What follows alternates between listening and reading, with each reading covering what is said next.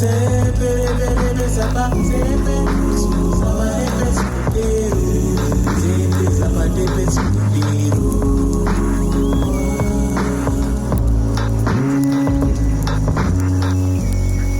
strength and all I know, I'm sure I'm getting close to the things that feed my soul. No questions asked, complacent, no fumbling, I'm just opening doors I wouldn't before. Opening the shot. Thank you for doing this. Thank you for having me, bro. Appreciate it. Welcome to a conversation that I'm having with a person I admire very much.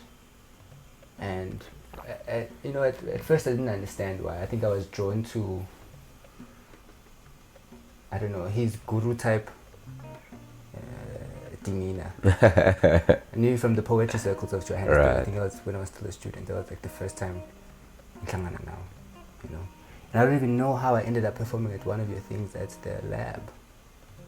But wangcela, with my guitar, you know, and like I did whatever I did. And Wang invited to some session. I don't know, it was a boot camp of some sort for artists. And ever since then I've been very intrigued, you know, and over the years I've sort of tried to keep in touch. You know, hey, how are you, Jefferson? What are you doing? Can I come help? Or do something? Can I come learn? Whatever, you know. And I think I wanted to share that with, you know, everyone else and try to have this conversation, because I don't think I've ever spoken to you seriously. Oh, man. You know? And I see all the work that you're doing, and I can see that there's something else behind it. It's like a passion, you know? It's like he wants everyone to be better, it seems. And this is why I say there's a guru type master. Master Jefferson type thing going. So we just want to explore a bit of that. Cool. You know, talk about the work that you do in theatre, the work that you've published, of course, which is an important thing. Yeah. You know, as young Black South Africans. So could you like introduce yourself to the people who are watching, and tell us where do you come from? You know, who are you now? Yeah. And speak especially about the time when I met you, know, Right. because there was a lot happening in the city at that time. Yeah. And we'll take our conversation from there. Cool. Molweni, those who are watching us through screens, phones, laptops, etc. My name is J.bobs Tshabalala, Jefferson Bobs Tshabalala, originally from the Eastern Cape, what is now known as Gqeberha. Yeah. That's where I'm from.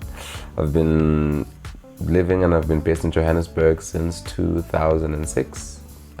Came here to study at the University of the Witwatersrand. Yes. How did that come about? So after matriculating in Gqeberha, I had a kind of a gap year. Just like some time to collect myself a little bit, and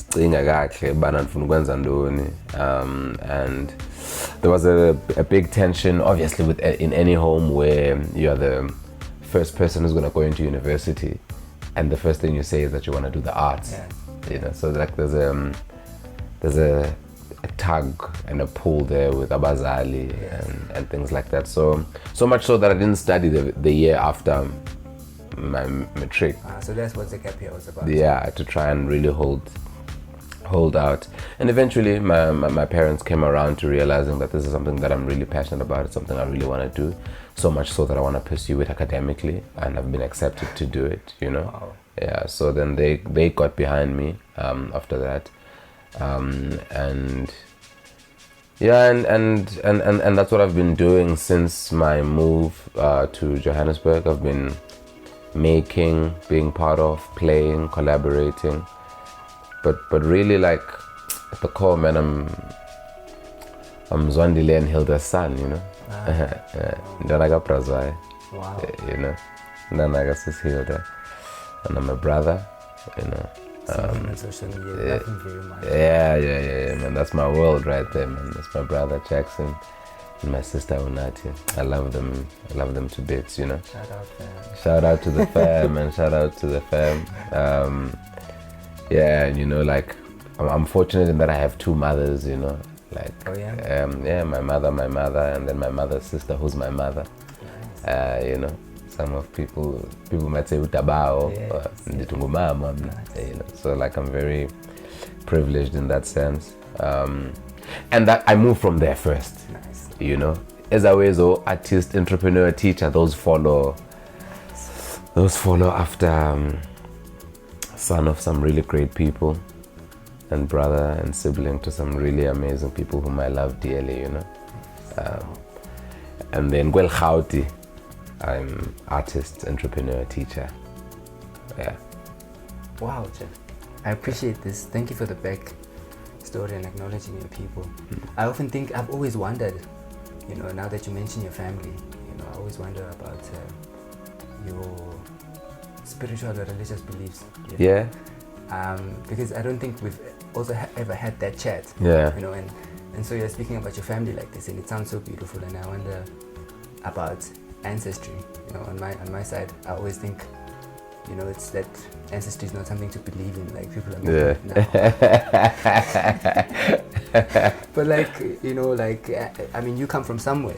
Yeah, you don't have to believe that. It's it's fact. You come from somewhere. Yeah. So, I mean, without messing with that conversation, just can you briefly just delve into, you know, like, is there something that grounds you spiritually? Is there something that sort of, you know, do you find importance? My family, that? man. There it is. Honestly. There Like, it is. Yeah, I wouldn't put it anywhere beyond that. It's like they're everything to me, you know. And there's different like orthodox belief structures in the family, and I believe in the family and whatever the family believes in, you know. So, man, like. Wow. And Yeah. so there's no need for things to be separated, because the family is a unit. The family is one. Yeah, man. You know, and everything else is Man. grounded in that. Yeah, man. Yeah, and like I have a deep fundamental belief in that love that's shared there is guiding me through everything, you know. Like we all know that, like there's multiplicity in who we are, you know. Yes. I don't entertain the politic of this religion did this or this spiritual practice did that. Like I just believe that, like, if the core of your love is true, you know, that thing can really propel you forward spiritually. Fascinating.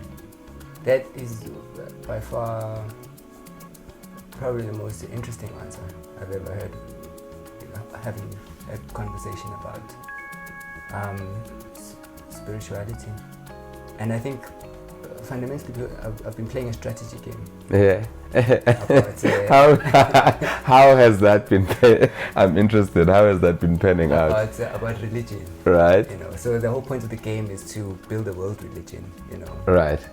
And it's like power games. Yeah.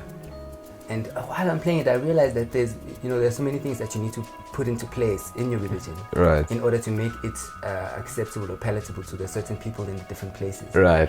And I realized, I'm like, is there anything that can unite people, right?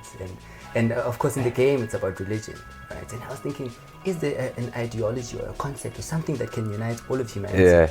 In the same way that religion has tried to do in the different places, right? And I realized, no, actually, like, family is the one thing that people share. That's the like one thing, but I mean, family. Yeah, it's an incredible unit. Also because it's not purely genetic. Yeah, right. Right. Like I mean. Idea. Good to know. Yeah. Yeah, maybe let's discuss family. What is family? Now that you're saying that it's not only genetic. What is family? I've been here for over 15 years now. You know, away from my birth and blood family, and I've made family. You know, I've become part of like an incredible artistic community, but also outside of that, like I've made some genuine lifelong brothers and sisters, you know, who have transgressed the acquaintance, collaborator, co-artist phase. You know, people who are like, whom I consider deeply entrenched in my life path and in my life journey, who I feel like I had to know to become who I'm becoming. I had to meet to become who I'm becoming. And those people make up a greater and larger sense of who my family experience me as now, you know, because my family impacts my family, you know. So it's like, I feel like that element of family that sometimes we refer to as community, because we don't want to claim too much, you know, oh, I'm part of a community, I'm part of, it's family, man. Like, there's people that like are genuinely family for me, people who we can pass 50 phone calls without talking anything other than ourselves, you know. It's like, it's not related to anything extra us, you know. So yeah, man, I've been fortunate to meet some really amazing people, and some really great people whom I consider my brothers, whom I consider my sisters, whom I consider my uncles, my aunts, you know, like really big mentors who have been great, who have played extended roles of what family is. And there's the family that you are genetically and by lineage assigned to, so there's a bloodline, and that's a strong unit, there's a strong family, and must be acknowledged. And because of what that family grooms you to becoming, they create vibrations within you that resonate with other people when you've gone into the world, and it's as if your family is sending you out to find your family, you know. Beautiful. Yeah. Yeah. And how much does, you know, what role does recognition play in that, you know, living in the city, you know, what is it about familiar faces? What is it about family that you see, like, that makes you happy, that makes you light up, like, hey, man. It's like, because you're meeting so many people, you don't care about it, right? Yeah. And what is it about people that you meet, and what is it about family that makes us beam up? Man, I understand, and like home, man.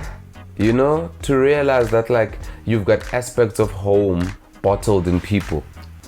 You know, because this city can feel like such a big meander and such a big maze, and you can know exactly where you're going and be lost, you know, and then someone can cross and be like, oh man, I'm settled. Like, just seeing that person like puts me home. I remember there was a time during my university years where I met like one of my dearest friends and brother, like Nyaniso and you know, and Nyaniso and I would probably meet each other like by a canteen or at a shop or crossing the fields, and we'd just talk for 30 minutes because we just missed speaking his course. And we would like, you'd have nothing to say, we would just out-course each other. The fact that there's a lilt that your ear misses, you miss hearing someone who sounds like that. You know, you miss hearing someone who has those inflections or that particular tonality, and that's an aspect of home, you know. And then you meet someone else who you're not from the same province with, but the way they cook a particular dish, just like the way they make the room smell, you're like, oh man. Yes. And the fact that you can find like these segments of home so far from home is the reason I feel like you go, oh, there's that person. There's an aspect of home for me. Family, man. Family. Please tell me about some of your family in Georgia, you know, when I met you, you were surrounded by like people, but you were also like very, like a little bit of a loner. I don't know if I could call it a loner, but you seemed like you were focused on building something in theater. Yeah. You know? And this was around, I think, because I came to Georgia in 2007, so it's around 2008, 2009. Yeah. Were you still a student back then? Still a student back then. Because you were working in theater like, we are owner in theater. I think I'm still trying to do that, you know. And my thing is like, I've found an interesting you know, the arts are like the creative arts. So much of it is about the human condition. Yes, you know, of course. You're dealing with practitioners who are always pursuing different levels of the human condition. Yes. And even on abantu who care equally about what you care about, there's an automatic connection there, right? So because I came here to study the arts, it feels to me like my formative family was at the arts department, right? Because like it brought together people of a particular ilk, yes, who were already interested in particular things, who were already immersed in curiosity about the human condition and the varied complexities of human life and human being and being a human. Yeah. So I mean, when I spoke about Nyani, so he's one of the people that I met in an academic setting. When I speak about like someone like Lonwabo, Masasa, those are the people who were from where I was from, who looked like me here, who sounded like me here, you know. So they felt like my earliest refuge in this Sutu phone, Tswana phone, Pedi phone. You're like, where are my people? You know. And then as time goes, you realize that part of venturing into worlds unknown is that my people becomes other people. Yes. You know, like who don't sound like you, who don't look like you. But for me, like that poetry family of the Tower of Thought, which was, we were in a production, in my first year I was in a production by Murena Tedincha, and he brought together like a group of poets, singers to put together this production called Integration by Parts. And in that, there was like a lot of us, but like the kind of core people that remained were like Uvusmuz Pagati. Yes. And I met him through that process. Romeo the poet, you know. I met Graf, Siyabonga Buthelezi through that process. I met Mlindo Lomatlango through that process.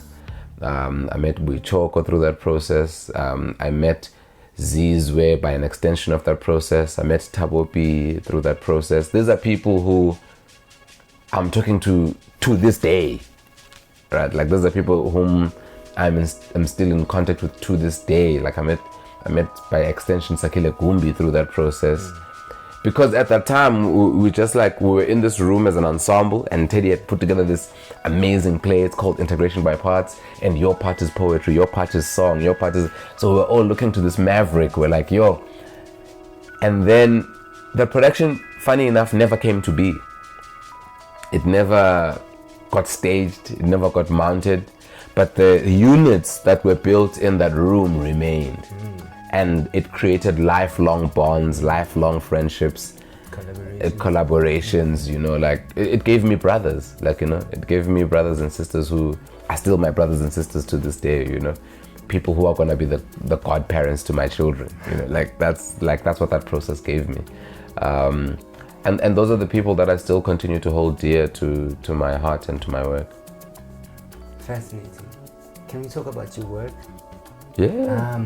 I think I have personal favorites. I mean, I remember one time you were doing, I think we're doing location, Lucas. Yeah. LLL. And I don't know whether I never know when to call it sketching and when to play it playing. All right. What's the difference? Hey, it's contentious because for me it's the same. Okay. But I always consider sketches to be more in the comedy paradigm, and plays to be more in the dramatic arts. And by dramatic arts, I don't excuse comedy out of it, but I mean like more drama-oriented, narrative-oriented work, whereas sketches are more like around the sketch realm, short form, whereas plays feel a little bit longer form unless you're doing one act plays. Or what's your favorite? All of it. Oh, yeah. Yeah, I feel like plays are boring, and if you sketch in them, they're going to be great. Sketches are seldom multi-layered, and if you play in them, they can have dexterity. So that's why, even this past weekend, on the Friday evening, we opened a play, and on the Saturday evening we were doing a sketch show, and the anchoring lead in both those productions is the same actor. So it's one actor in the play and one actor who's a sketch host who sketches in the show. So with the same director directed the play, same director directed the sketch show. So what's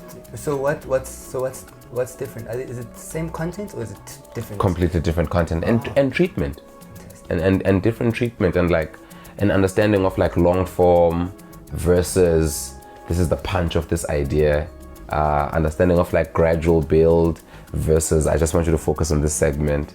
It's like it requires different competencies, you know, like it feels very much to me like the sketch world, many people assume that the way I speak about it, it requires less proficiency, or it's lighter, and the play world requires like a kind of rigor. No. It's equal amounts of craftsmanship. It's just that the texture of seriosity is not the same, and the emphasis on comedy on the one is scalable. Seriously, seriousness. Yeah.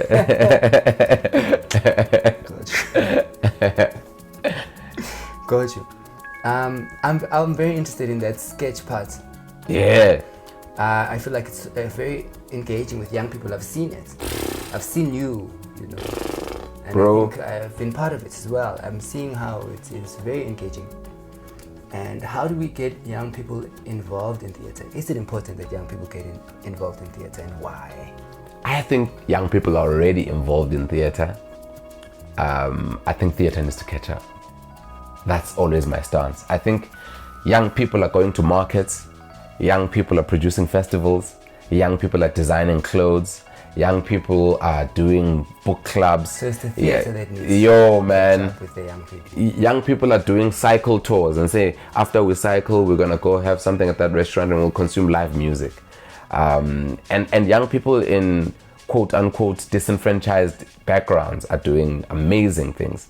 Young people are binge watching podcasts. Young people are standing by rear vias where there's free internet and downloading things to go consume at home. Yes. Young people are vigorously engaging with creative content, vigorously. Yes. And makers are not, and by that I mean theatre makers, are not tapping into the hunger for content that young people are clearly exhibiting. And those people are fulfilling their theatre aspirations in other worlds, you know? I hear you. Because it club is theatre, bruh. It club is theatre. So you subscribe, the world is a stage. My man. There's people whose bottles come with fire lighters. There's someone on a pole. There's people who are taking out their head doing kind of like, there's physical theater, there's movement, there's the theatrics of class. There's like, it's performative, and people go, there's people who take whistles to groove and trend, and you're like, si groove a song, why is this person, but like someone is adding something, there's so much, and that's why I think sketches are closer to the people. Yes, because of that immediate recognition. Because you go to any like TikTok feed, you go to any Facebook feed, you see people making, people keen to play, to perform, to recreationally even, not everyone who's in that paradigm is trying to make a profit. You know, some people are just playing to play. And that's a very important conversation. That's a very important. I'm so glad you came to that conversation very early. What do you think of that? Right. The title of this is all based on do what you love. Right. How important is it to play for the sake of playing? Right. That's important. And balancing that out with your responsibilities as a human being, you know, who consumes air and oxygen and needs to pay for that. You understand? Like, and this is a necessary conversation, because I mean, like, we're growing artists. Like, we're growing artists now. Yeah. You know, and so these are necessary conversations to have for the younger kids who are coming after us, who have got all this technology and all the opportunity available to them, and the vigor, man. You know, the vigor of youth. You know, the vigor of youth. What a tool. You don't know what an amazing tool is. Myself and Vusmu's Pagati still continue to talk to, like, something will pop up in his inbox, or someone will mail him something, or someone will request a job, and I say to him, your 20s are taking care of you in your 30s. You know? That's a nice way to look at it. Please explain.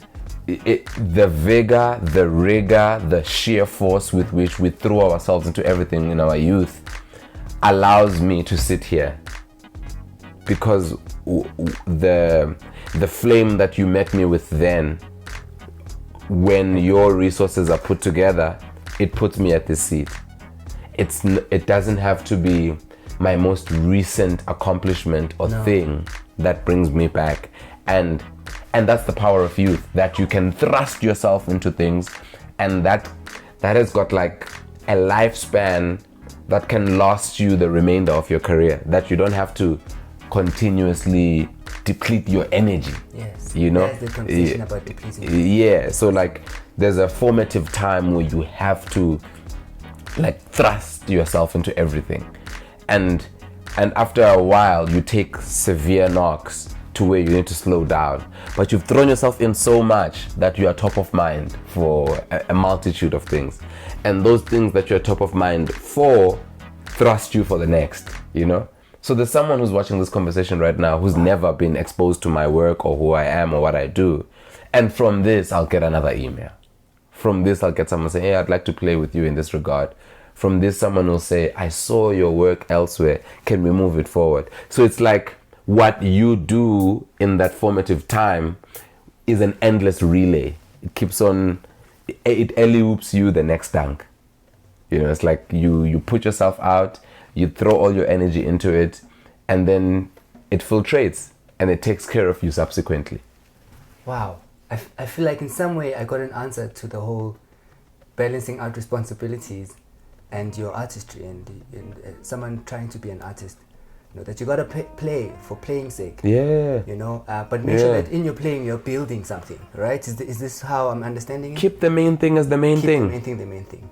Keep the main thing as the main thing, and if you keep the main thing as the main thing will take care of you. You know? And that's not to say throw administration and rigor to the wind, you know?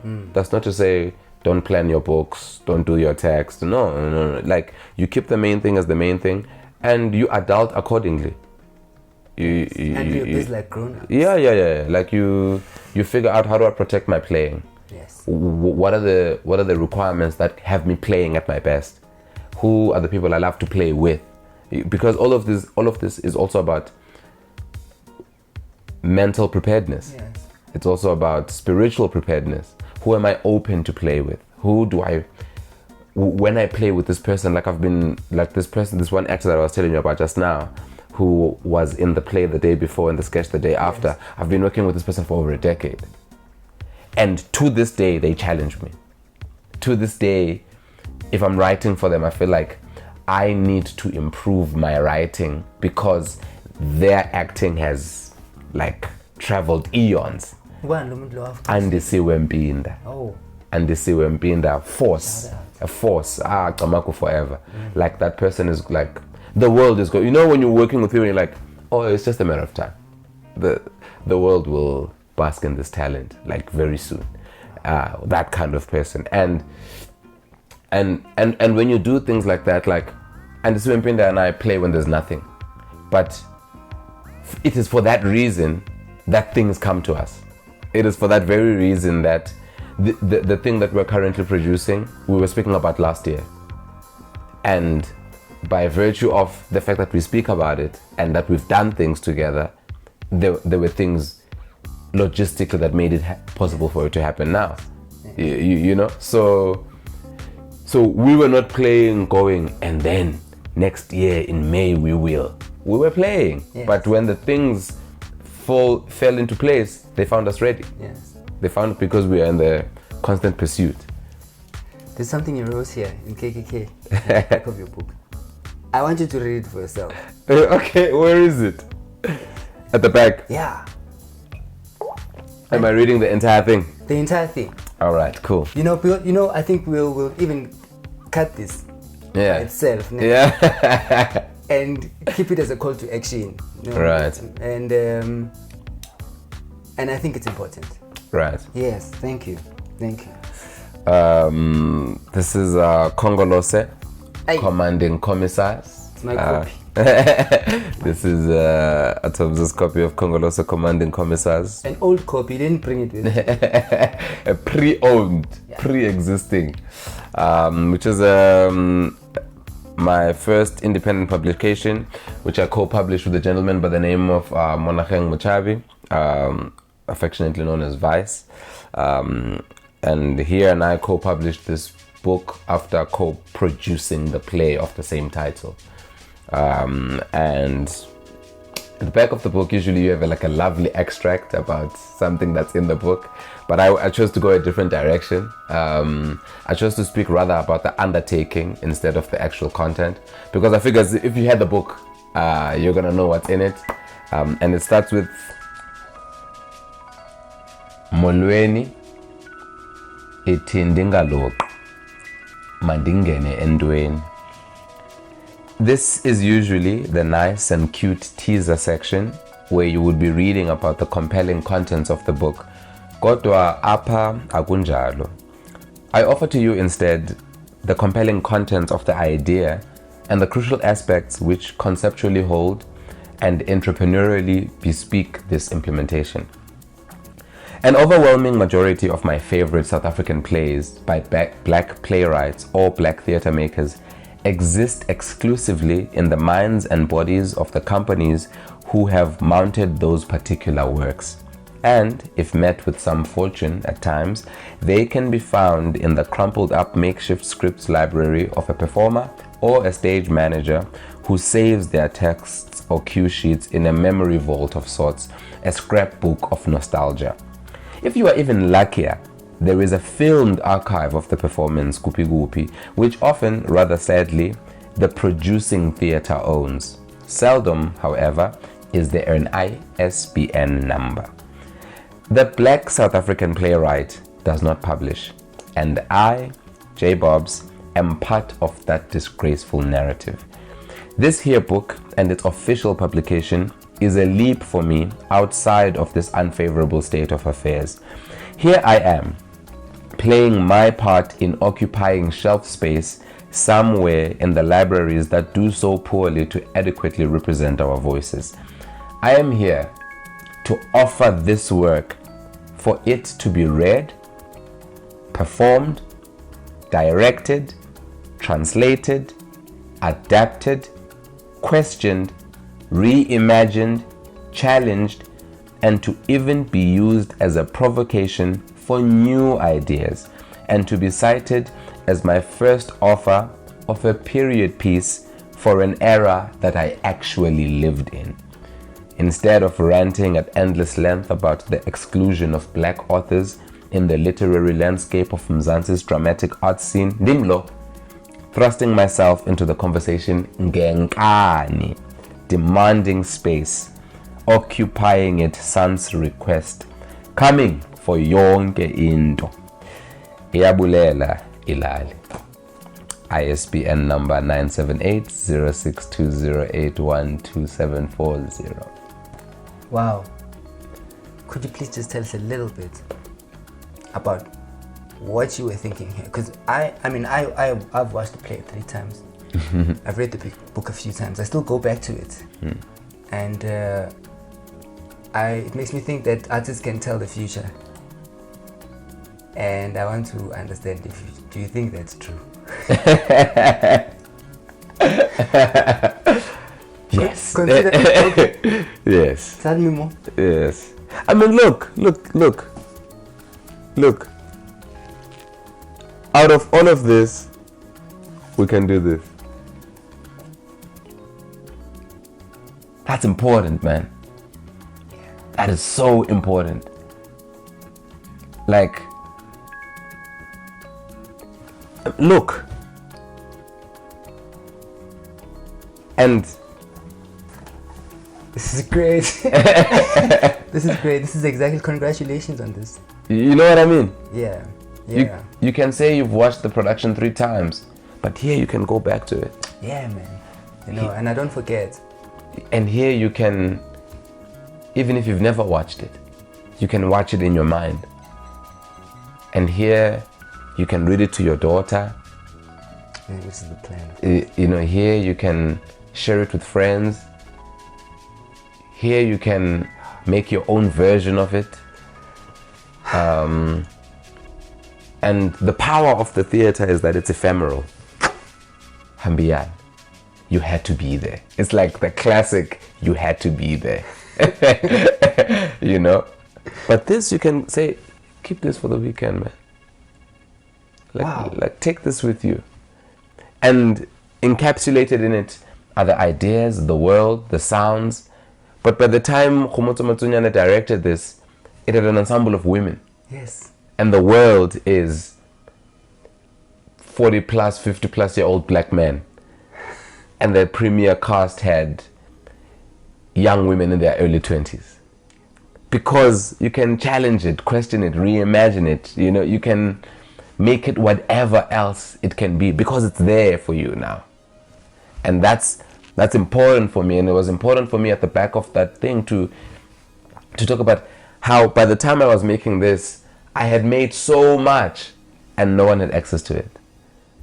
It's almost like urban legend. And I'm like, we're in millennial time and the work we're making is urban legend. Yeah. And we are dominated in shelf space by plays written 400 years ago. Hi guys. We cannot be that far back in the narrative. I wanted to ask you about this and your time studying at Wits. Did you ever feel like there was, you know, contention between, you know, like modern African plays and you studying what could have felt like ancient things? And I mean the conversations around like what people call decolonization or whatever it may be. You started in the Eastern Cape where you come from. Yeah. In the Western Cape, and then of course was at Wits as well. Yeah. Know? Do you have anything to add to that argument? You know, in terms of course you did your part. I know you don't like complaining, you don't like excuses. Yeah. You know, and this is why you did this. Yeah. You know, but what would you say to? And I'm mostly concerned about young people. You know, old people and people our age have sort of fixed ideas about what they think the world is. You know, and young people's minds are a lot more supple and open to suggestion, and I think this is equally dangerous as well. Yeah. You know, but what do you have to say to a young person who, you know, is hearing all these conversations about decolonization and doesn't know what to believe? Because some of their favorite things, for instance, their favorite pieces, they come from what is now, you know, being labeled as criminal or whatever it may be. So what do you have to say? You know? There's a great big fashion in modern art making because of culture policing that makes artists believe that they're activists, right? And I'm not saying an artist cannot be an activist, but I'm very cautious to not position myself in that way because I actually know activists and I know the work they do and I know what it takes to be an activist, and I know that the ability to comprehend activist rhetoric does not make you an activist, right? And the reason I'm coming at it from an activist angle is because part of decolonial talk and part of reconstructive academia and curricular planning is about cultural activism and is about advancing particular ideologies, right? So it's about saying we cannot be held ransom to Eurocentric ideas when we can foreground our own. And there's also the flip to that we cannot dismiss other artistic practices that could advance our own. Amazing. You know? So it is crucial for young people to have a firm base and a firm grounding, and to understand that their work and the people around them are equally potent, and to not be insular, to also be like, there's some great playwrights, makers, directors, singers, authors who are not my skin color, Yes. who are not my texture, who are not from my world. And to study and explore their work is equally important for my own growth. Amazing. You know, so I think my global take on that is that the phrase of the water, the throwing out the water with the baby with the bath water, you know, like some of the finest writers who've influenced this work are not from this continent, you know, and some of the grandest voices that are from this world are purely from this context. Yes. So much so that when someone from outside of my context reads this, it jars them differently, and it's bound to provoke them anew. Similarly, that was the experience for me witnessing other people's work. Wow. I appreciate the answers, Jefferson. Thank you. I appreciate the questions, brother. Wow. It's not saying anything about Disney. I don't have a follow-up question actually to that. I'm like, that's enough. Thank you. Ngifuna ukubuza ngo J.bobs. Yabo. And your conversation with the kids.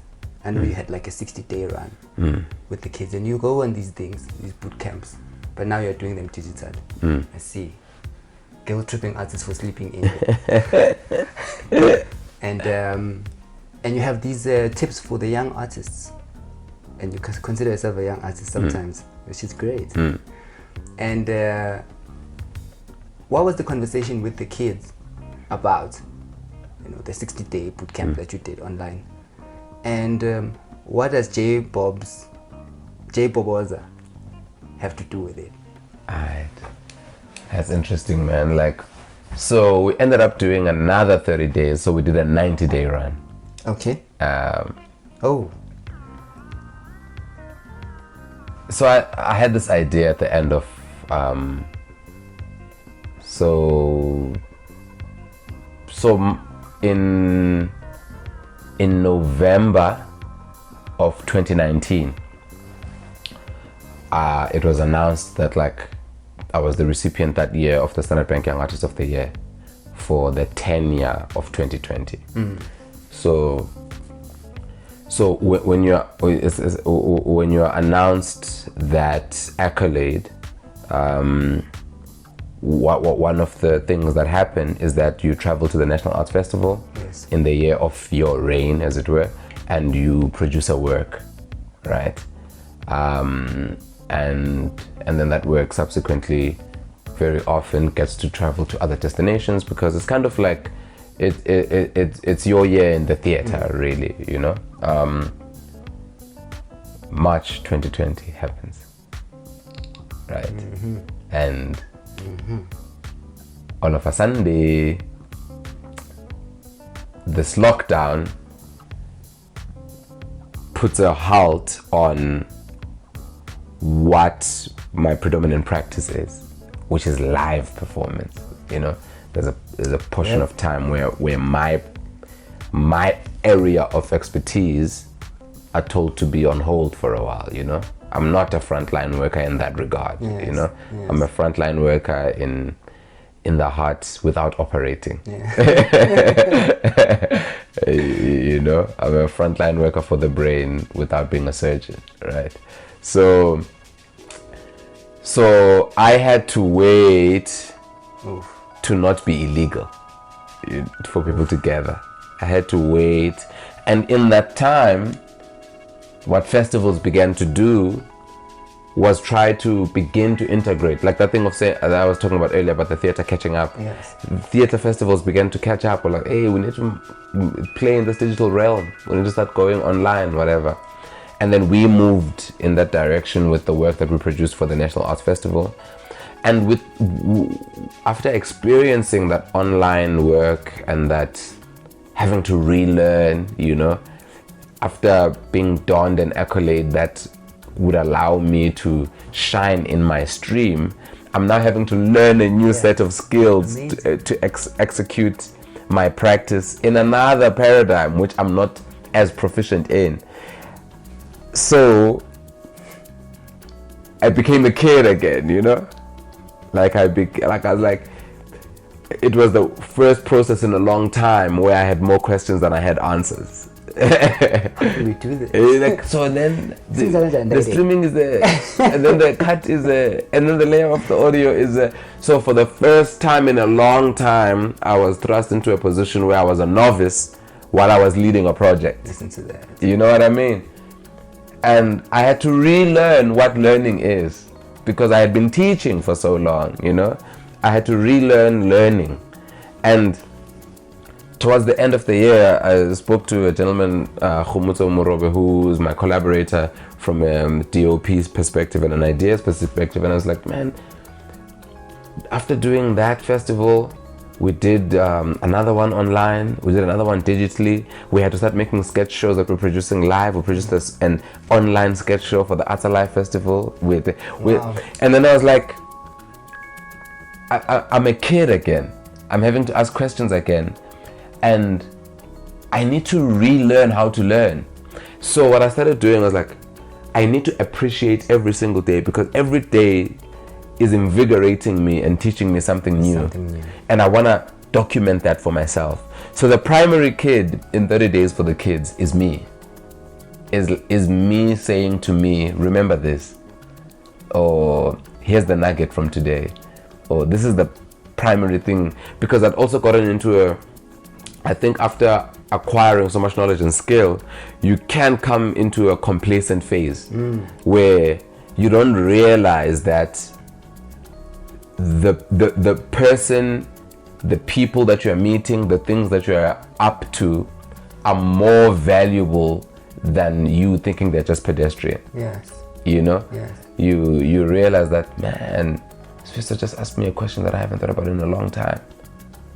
And answering that question, I didn't know that I had that answer in my brain and in my heart, and like having had that conversation happen. So then I would go 30 Days for the Kids. Today, kids, I remembered that umbuzo might be the question itself, and umbuzo might be the answer itself. You know, because that happened for me while I was sitting here now. What? But now I wanted to have a document of that realization in real time for myself and any other person who considers themselves a kid. So for me, a kid is someone who's got a curious and teachable spirit. So some of the kids who are following my 30 Days for the Kids were 60 years old. Amazing. You know, and some of the kids are teenagers who are like, I want to get into the arts. But there are some veterans in the arts who I look up to who are like, yo, man, I've taken granted of, like, I've been taking that particular aspect of the game for granted for a long time. Thank you for just re-jolting me. And for me, it was me talking to me. Yes. Yes. Do you think that's the value of art? The fact that if you are a if you're an artist, right, and an artist is a person who actually doesn't goes and creates the arts. Yeah. That's not any stereotype or Yeah. anything like that. Yeah. You are doing this, and these are lessons for yourself, right? But then because we're able to sort of spread them to other people through our art, or share them, Yeah. you know, is that the value of art? Do you think that perhaps could be why we're doing this, you know? And the fact that for me, I'm just doing me. Yeah. But yeah. my doing me could be assisting someone else, could be a revelation For someone else. for someone else. Yeah. Yeah. Like, your being is a catalyst to someone else's being. You know? And your fullest being, you owe yourself your fullest being. Then we receive your fullest being, you know? And for me, the online world has taught me that as well, that like access, you know? What do I have access to? What do I not have access to? Please tell me about J.bobs, Jeff. Like, when did that character get born? And are we going to get an album? Yes, and yes. J.bhoboza has been in existence like one of my biggest passions is rap. I'm going to play something by J.bobs, by the way. Oh, okay. Okay, cool. Let me play it now. J.bhoboza now. Don't care for meaning, and my subject matter's weak. You'll never find me reading or in the scuffed sneak. My raps lack feeling, my image always slick. My squad writing teaming, them flows always meek. We'll sound the same cleaning and call ourselves unique. Don't hate on us for gaming, work on your own click. A verb, a noun, a subverted rhyme, an adjective, preposition style, a sentence plan with a plan for sense, a structured scheme with a rhythmic note. Never that. Too much work, I ain't having that. I wanna grow more wherever at. Put my further on the internet. Schoolwork folk on the internet. Where I gotta go and introspect and teach respect. What you expect, that culture sect. Sweater on the load, that's a cul-de-sac. Catch you, sing along. Catch you, sing along. Catch you, sing along. Catch you, sing along. Can't you sing along to my catch you, sing along? I'll catch you, sing along to my catch you. I played it already. Yo, that was amazing. That was J.bhoboza, man. J.bhoboza's on fire. Tell us about J.bhoboza. I spoke earlier about one of my Joburg family, that the Tabopi. Tabopi and I were in, we would go to the zone at a mall in many years ago, man. Like, still varsity days. We just going to like lounge out, you know, because at Wits on weekends there's a bus that takes people to go grocery shopping at the mall. It's a free bus. You go there and then it drops you there, and it's periodic, so it's like res life things, you know. So in this one no, I was staying in Bram, but he used to stay at res, so we'd sometimes mix budgets and go shop together, whatever. So this one time we're there, and we at that time were like poetry, yonkinto poetry, palagamnandi, performagamnandi, yonkinto poetry. And when you're young, right, and when you're like really thrust into something, you feel like, it's only this thing, nothing else. And in that what are now called screws, it was the early formative time of that, like the lames back then, as they were known, you know. It was the Young Money, like YMCMB, like Ileo era Leo. Everybody had like the snapbacks. Everyone was beginning to get inked up, like I'm a track for Yonki, So we saw these kids like in Rosebank, and these kids like they were the antithesis of what a poet was, right? Because the poet at that time is like the deep guy who goes to horror cafe, who's got the book, who's what. And then we saw these kids like flashy, shiny, like everything, and they were rapping, like they were like ciphering, whatever. And then we walk over to them. We're like, yo, we're like, yo, let's go rap with them, whatever, right? Because Taba and I love rapping and we love hip hop, you know. So we go there. And these kids, bro, those kids changed my life, bro. Because they said, we said to them, we want to rap, we want to battle, whatever. They were like, where you from, though? Where you from? And couldn't believe it. I'm like, I saw that. I tell them, no, I'm from the Eastern Cape. Taba says, no, he's from the Free State. And they're like, nah, we're from our chair, man. We're from RBK. RBK. I'll never forget RBK. RBK is what these kids were rapping. They were like telling us this is why they look like this, because they rap RBK. I'm like, what's RBK? They say it's Rosebank Killarney. Oh, snap. I was floored. And then I realized, wait a minute, they are here. The first generation of black suburban kids are here. Interesting. Like, they were not a rumor or a myth anymore, and they were not a partial integration story, and they were not umama bekasebenzela umedem ngakhule. No, like, these were first generation.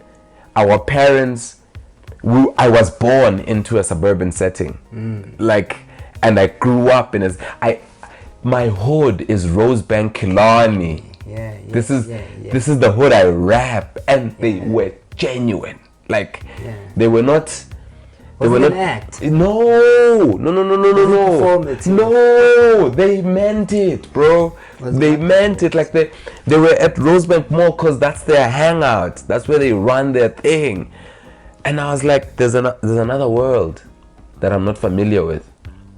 There's another world where when I say the real or when I say true school, you know. And for me, I was like, I find this character completely interesting. And I made J.bhoboza like a child of RBK. I made him There you someone go. from Rosebank Kilani, but I made him a subversion of that world. Yes, of course. Like I made him like a super introspective, super ignorant rapper. Like he's got vocabulary, he's incisive, he's critical, his rap skill is poignant, but man, he's superficial. Like he's also of this upwardly mobile world, and his background is money, is flash, but is also highly reliant on his parents, also searching for some kind of meaning and culture, also craving being multilingual. And because I started thinking about, Hey, Jeff. I would normally think of those kids as like hyper privileged, you know, like you grew up in the suburbs, you went to suburban schools, you're in Model C, you've got like a clear trajectory set out for you. And then I could see in the future like where this kind of suburban upbringing could be a shortfall for them. Yes. You know? Yes, of course. And I was like, I want to make a it's character you. that lives. Ngoba siyi. Yeah. Ngoba Asimo siyi. Simo. Asimo stay, Simo. And because I was a little bit older and a little bit more perceptive, and from a township background that went peri-urban, that went part suburban, that went to university, I kind of like have a world experience that traverses the South African experience. And I was like, but I'm interested at this because you are what they call aspiration on TV. You are what people are trying to be like. But when people meet you, they're gonna realize that and you're gonna realize that, oh snap. Yeah. And if your parents aren't introducing you to, you know, if your guardians aren't making you navigate all those worlds, because our parents, it's not like they were fortuitous. Like it's not like they had the insight to say, I'm gonna put you here, then put you there. That's just how it happened economically, you know. And I realized that, wait a minute, I am the kind of parent who is going to birth someone like you. And I need to know that I'm going to have a J.bhoboza in my household unless I do something about it. Yes. You know, unless I'm quite... Yes. Unless I'm so yeah, so J.bhoboza is a deliberate representation of class migration in South Africa and what our aspirations versus what is organically South African is about. And now he has a counterpart. Now that when I went to the hood, I met piano kids. I met J.bhoboza, who lives next to J.bhoboza in the musical paradigm. It's like the alter ego. Man, and yes, album is coming. Album is like sounding good too. Oh yeah. I'm enjoying it, Who's man. working on? I'm working with Muchacho. Oh yeah. Nkululeko Nkosi, man. Man, we're making beautiful things. This is great. And we're making beautiful things, yeah. Sure. Like I know another character there where I come from, you know, who's also a creation of the fictional kind, who happens to sing. You know? Oh yeah? Yeah. Oh yeah? So when we're ready. When we're ready, I know I've got his management's contact. Then it can happen. Yeah, then we can see what. I think you guys can do magic. Yeah? Yeah. I'll talk to J.bhoboza. I really want to thank you for this.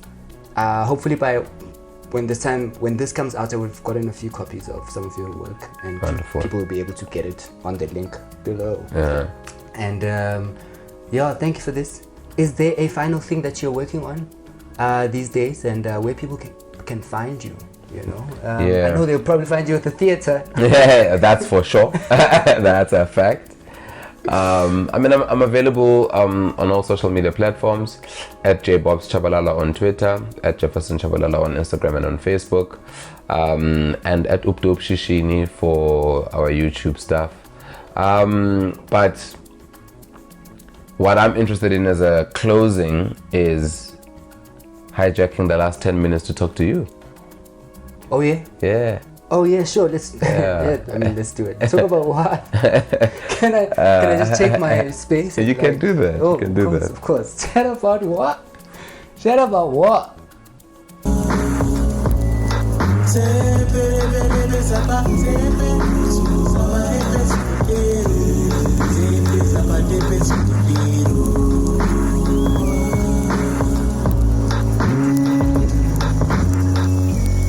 With strength and all I know, I'm sure I'm getting close to the things that feed my soul.